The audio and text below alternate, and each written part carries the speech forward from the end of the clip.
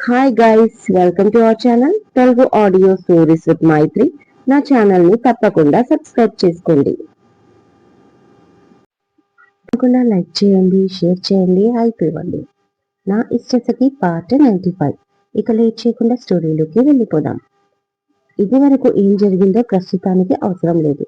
కానీ ఒకటి, ఇప్పుడు ఈషిక ఈ ఇంటి కోడలు కాదు, నీ భార్య కూడా కాదు అని నాకు మాట ఇవ్వు అంటూ మాట తీసుకుంది.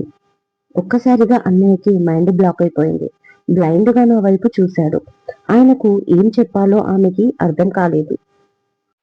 అప్పటికి ఇంకా ఇంట్లో జరిగిన ఈ విషయాలేవి అన్నయ్యకి తెలియదు కదా. అక్కడికి అడిగాడు, ఎందుకు నానమ్మ ఈషిక గురించి అలా మాట్లాడుతున్నారు? తనంటే మీకు ఎంతో ఇష్టం కదా, ఎందుకు తనపై అంత కోపం వచ్చింది మీకు? తనేమైనా మీ మనసు నొప్పించిందా? చెప్పండి, నేను అడుగుతాను.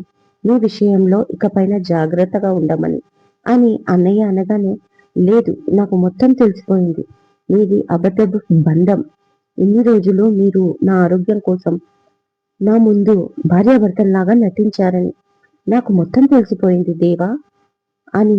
ఇక జరిగిందేదో జరిగిపోయింది. అది నేను గుర్తు చేసుకోవాలి అనుకోవడం లేదు.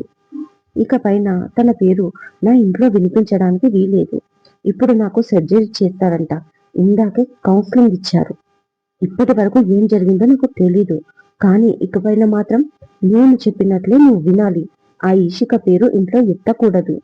ఇక తను నీ జీవితంలో ఉండదు. మరొక మంచి అమ్మాయిని చూసి నీకు పెళ్లి చేస్తాను.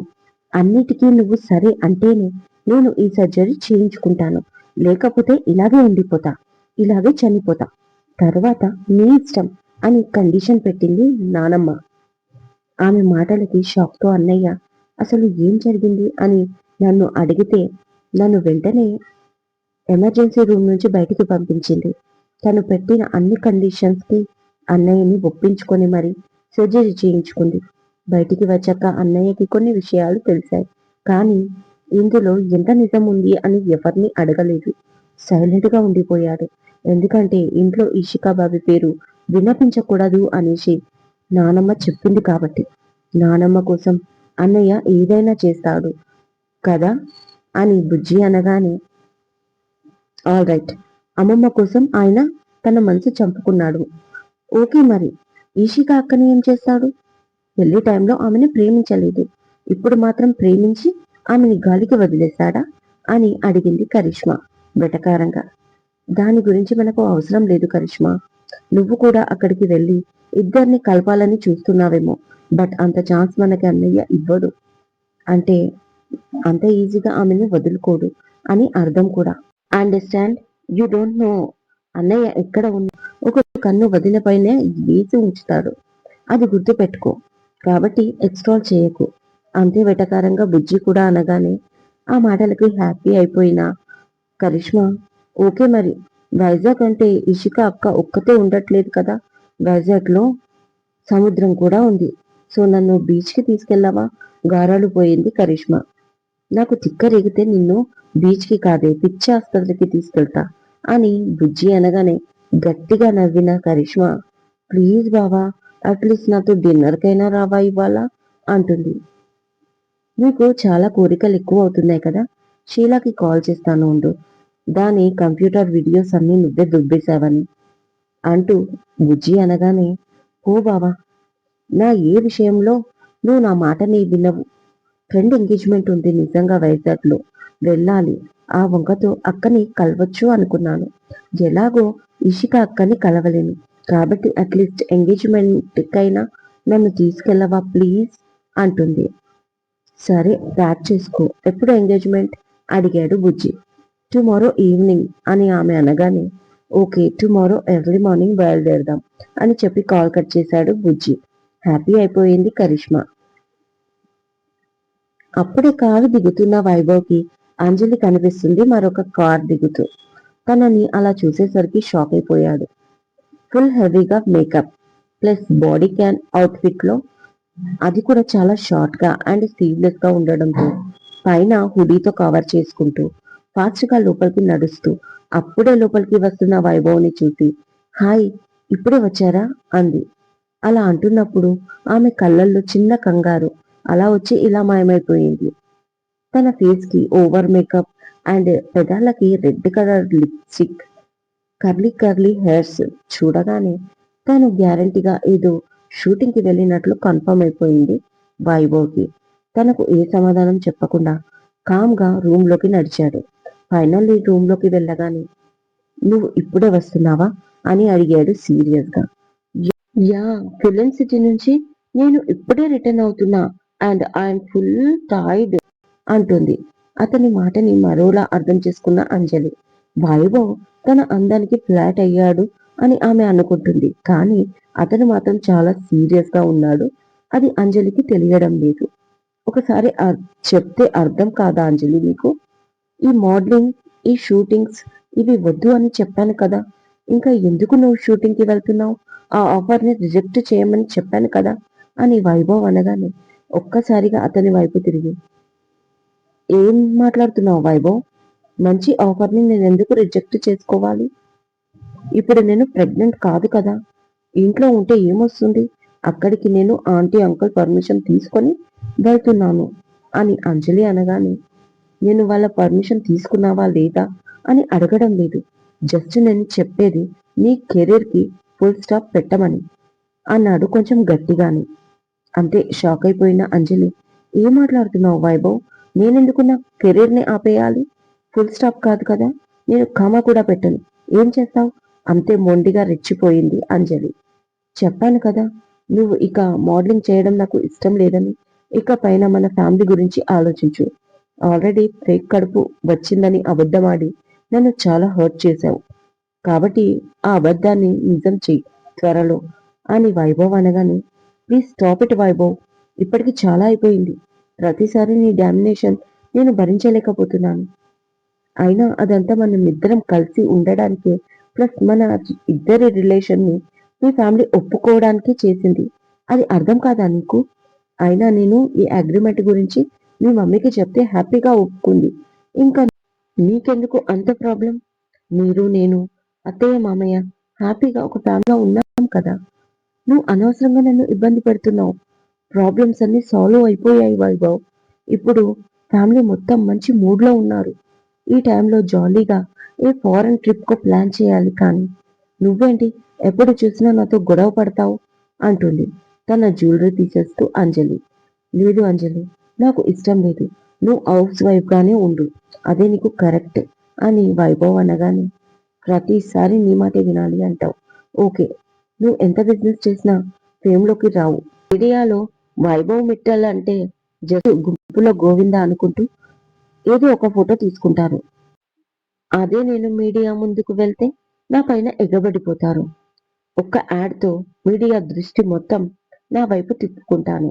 సో ఒక రకంగా నీకు స్పెషల్ ఐడెంటిఫై లేదు. అందుకని నా ఇమేజ్ చూసేసరికి నీ ఈగో హర్ట్ అవుతుంది కదా అని అంజలి అనగానే గట్టిగా నవ్వేశాడు వైభవ్.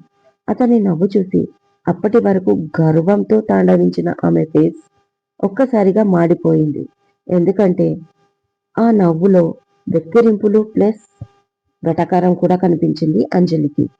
మై గాడ్, పెద్ద జోకేశావు అంజలి అని కడుపు పట్టుకొని నవ్వి నవ్వి, ఈ ఫోటోలు, ఈ మీడియా, ఈ సెల్ఫీలు, ఇంటర్వ్యూలు ఇవన్నీ నాకు కొత్త కాదు అంజలి.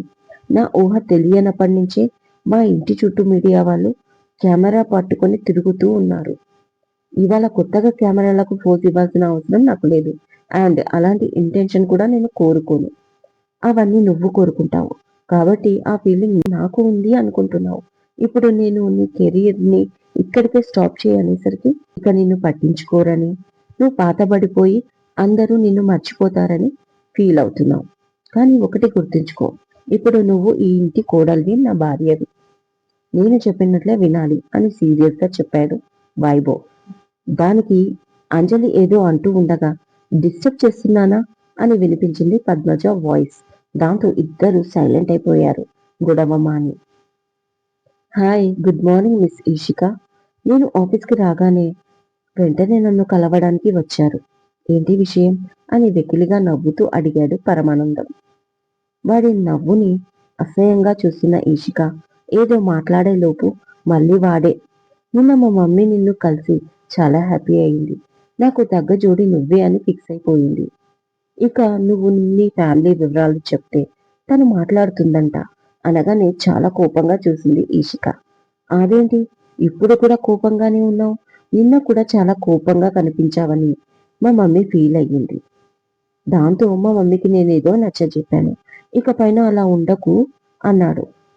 ప్లీజ్ సార్, నా పేషెన్స్ ని మీరు టెస్ట్ చేస్తున్నారు అని ఈషిక అసహనంగా అనగానే, లెట్ మీ ఫినిష్ ఈషిక, నేను ఇంకా మాట్లాడాలి అన్నాడు సీరియస్ గా పరమానందం. టాపిక్ కాదురా, నిన్ను ఫినిష్ చేయాలి అని మనసులో అనుకుంటూ ఓపిగ్గా నిలబడింది ఈషిక. మీ ఇంట్లో వాళ్ళ అడ్రస్ ఇస్తే మా మమ్మీ వెళ్ళి మీ వాళ్ళతో మాట్లాడి మన గురించి చెప్తుందంట. నేనైతే అందరికీ మా సైడ్ లవ్ మ్యారేజ్ అని చెప్పుకుంటాను. మరి నువ్వేం చెప్పుకుంటావో నీ ఇష్టం. మీ పెద్దవాళ్ళని ఒప్పించే బాధ కూడా నీకు లేదు. మేమే ఒప్పించుకుంటాం. అండ్ మా ఆస్తి విషయానికి వస్తే అని వాడు అనగానే, ప్లీజ్ స్టాప్ ఇట్ అంటుంది ఈషిక. ఎందుకు స్టాప్ చేయాలి? Let me finish. ఆస్తి వివరాలు నీకు చెప్పాలి అని అతను మళ్ళీ ఏదో అనబోతుంటే మధ్యలోనే, సి మిస్టర్ నందం, మీరు చాలా నాన్సెన్స్ మాట్లాడుతున్నారు అని ఇషిక అనగానే, అవునా, సారీ ఇషిక, నిన్ను చూస్తే నాకు ఏదో అవుతుంది. దాంతో నేను ఏదేదో మాట్లాడుతున్నాను. I'm really sorry. ఇంతకీ ఏం ఆలోచించావు మన విషయం అన్నాడు పరమానందం మళ్ళీ తన ధోరణిలో. ఇక ఇషిక లేట్ చేయదలుచుకోలేదు. ఎస్ సార్, బాగా ఆలోచించాను అంటూ ఒక కవర్ తీసి అతని చేతిలో పెడుతుంది.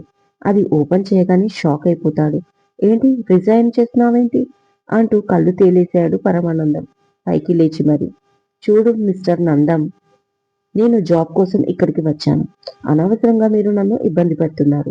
సో నేను జాబ్కి రిజైన్ చేస్తున్నాను. నాకు అక్కర్లేదు మీ జాబ్ అని ఇషిక అనగానే, వాట్ నాన్ సెన్స్, అలా ఇలా వెళ్ళిపోతావు? ఓకే, నీకు పెళ్లి ఇష్టం లేదు నాకు తెలుసు అనగానే, షటప్, ఇంకొక మాట నువ్వు మాట్లాడితే టీజింగ్ అండ్ హరాస్మెంట్ కేసులు కూడా పెడతాను నీ పైన. ఎలా కనిపిస్తున్నాను నీ కంటికి? మీ మమ్మీ వచ్చి సంబంధం మాట్లాడుతుందా? ఎవరికి కావాలి నీ ఆస్తి వివరాలు? అసలు నీకు సెన్సే లేదు. పెద్ద బిజినెస్ చేస్తాడంట. ముందైతే ఎంప్లాయీస్ తో బాస్ ఎలా బిహేవ్ చేయాలో నేర్చుకో. ఆ తర్వాత కంట్రీ లెవెల్లో నీ కంపెనీని డెవలప్ చేయొచ్చు.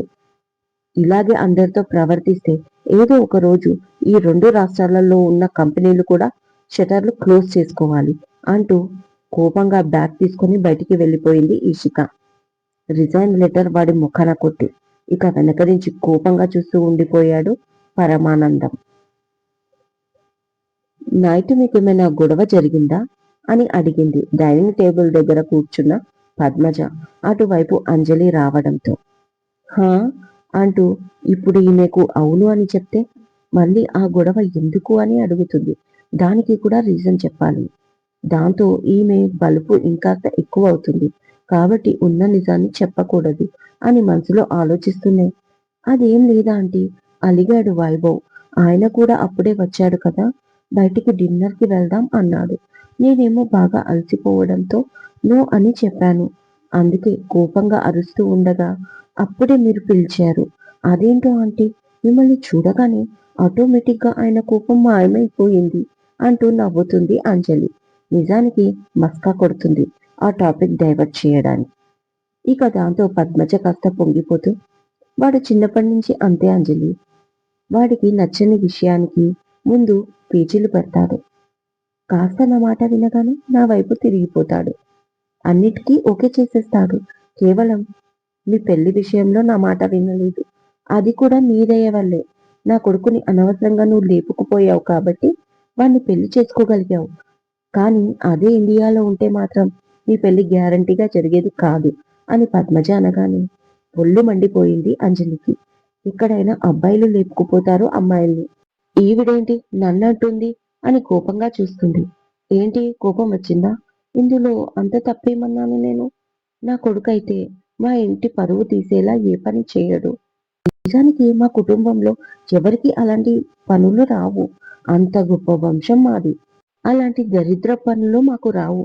ఇక నీ గురించి అయితే నేనేంటి, లోకమే చెప్తుంది డబ్బు కోసం ఏమైనా చేస్తావని అనగానే, ఆంటీ అంటుంది కోపంగా అంజలి సీరియస్ గానే. అదే అమ్మాయి, మొదటి నుంచి మోడలింగ్ చేస్తావని దాని గురించి అంటున్నాను అని వెక్కిరింపుగా నవ్వగానే, ఇక అక్కడ క్షణం నిలబడలేక కోపంగా రూంలోకి వెళ్ళిపోతుంది అంజలి. వెంటనే తృప్తిగా నవ్వుకుంది పద్మజ మనసారా. చిన్నదిన చిన్నదిన అంటూ అప్పుడే పరిగెత్తుకుంటూ వచ్చింది షర్మిల. ఏమైంది షర్మి, అలా పరిగెడుతున్నావు అని అడిగింది పద్మజ. ఆ టిక్కులాడి మళ్ళీ వచ్చింది అంటుంది షీలా గురించి. ఇక అలవాటు చేసుకో షమ్మి, ఇక పైన అది ఈ ఇంట్లోనే ఉంటుంది అనగానే, ఇంట్లో ఉంటే ఉండనివ్వు, ఇషిక ఒకప్పుడు లేదా, కానీ అది మమ్మీ గదిలోకి వెళ్ళింది, ఏం ఫిట్టింగ్ పెడుతుందో ఏంటో అని షర్మిల అనగానే, అవునా, ఎందుకు వెళ్ళింది, మామూలుగా దేవుబాబు కోసం వస్తుంది కదా అది అంటుంది ఫ్రూట్స్ కట్ చేస్తున్న పద్మజ. అందుకే వచ్చి ఉంటుంది వదిన, కాకపోతే మమ్మీ గదిలోకి ఎందుకు వెళ్ళింది అదే డౌట్గా ఉంది అనగానే, అవునా, సరే ఎలాగో ఇటువైపు లిఫ్ట్ దగ్గరికి వచ్చినప్పుడు విషయమేంటో కనుక్కుందాములే, నువ్వు కూర్చో అంటుంది పద్మజ. అలాగే వదిన అంటూ పక్కనే చైర్లో కూర్చుంది షర్మిల. ఆ రోజు ఇషిక లేటుగా లేచింది. హాల్లోకి రాగానే రాకీ కాల్లో ఎవరితోనో మాట్లాడుతున్నాడు. గుడ్ మార్నింగ్ అని చెవి దగ్గర మెల్లగా అంటూ వెనక నుంచి పట్టేసుకుంది రాకీని.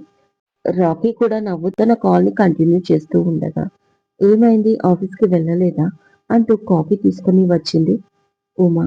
లేదా అంటే జాబ్కి రిజైన్ ఇచ్చాను అనగానే షాక్ అయిపోయిన ఆమె, అదేంటి మళ్ళీ ఎందుకు అడిగేసింది. అది ఇంటి నుంచి ట్రావెలింగ్కి ఇబ్బందిగా ఉండడంతో నేను అలసిపోతున్నాను, దగ్గరలో ఏదైనా చూసుకుంటా, ఒకవేళ తొందరగా దొరకకపోతే ఇక్కడ కొన్ని స్టడీ ఇన్స్టిట్యూట్లు ఉన్నాయి, అక్కడ ట్రై చేస్తాను, ఏదైనా వరకే కదా, ఊరికే ఏమీ ఉండను ఆంటీ అంటుంది ఈషిక కాఫీ తాగుతూ. నువ్వు ఊరికే ఎప్పుడు ఉన్నావని, సరే నేను టిఫిన్ సంగతి చూస్తాను అంటూ ఉమా లోపలికి వెళ్ళిపోతుంది. ఆ తర్వాత కాసేపు హార్స్తో ఆడుకుంటూ రాకీతో కబుర్లు చెప్పి స్నానానికి వెళ్ళిపోతుంది ఈషిక. తన స్నానం చేసి రెడీ అవుతూ ఉండగా, ఏదో లెటర్ వచ్చిందమ్మా నీకు అంటూ ఉమా తెచ్చి ఇస్తుంది. నాకా, ఏంటబ్బా అనుకుంటూ చూస్తే చార్మినార్ టీ కంపెనీ అని ఆ కవర్ పై ఉంటుంది. కాస్త డౌట్ఫుల్ గానే నెమ్మదిగా కూర్చొని అది ఓపెన్ చేసి పూర్తిగా చదివాక ఒక్కసారిగా ఇషికకు పెద్ద షాక్ తగిలింది. తన కళ్ళని తానే నమ్మలేకపోతుంది. మళ్ళీ మళ్ళీ ఆ పేపర్స్ ని మార్చి మార్చి చూస్తుంది. అక్కడ తన సిగ్నేచర్ కనిపించడంతో కళ్ళలోంచి వాటర్ టపటపా రాలి పడిపోతున్నాయి. నో, దిస్ ఇస్ రాంగ్ అని మనసులో అనుకుంటూ దీని గురించి అడగాలి అని వెంటనే రెడీ అయి బ్యాగ్ తీసుకొని బయటికి వచ్చింది. ఎక్కడికి వెళ్తున్నావమ్మా, నీకోసం టిఫిన్ తెచ్చాను అని ఉమా అనగానే, మీరు టిఫిన్ చేయండి ఆంటీ, నా కోసం చూడొద్దు అంటూ ఫాస్ట్గా వెళ్ళిపోతుంది ఇషిక. ఇదండి ఇవాళటి ఎపిసోడ్. ఈ ఎపిసోడ్ మీకు నచ్చినట్టు అయితే నాకు కామెంట్లో చెప్పండి. అలాగే లైక్ చేయండి, షేర్ చేయండి, హైప్ ఇవ్వండి, సబ్స్క్రైబ్ చేసుకోండి నా ఛానల్ని. మరొక మంచి ఎపిసోడ్తో మీ ముందు ఉంటాను. మైత్రి.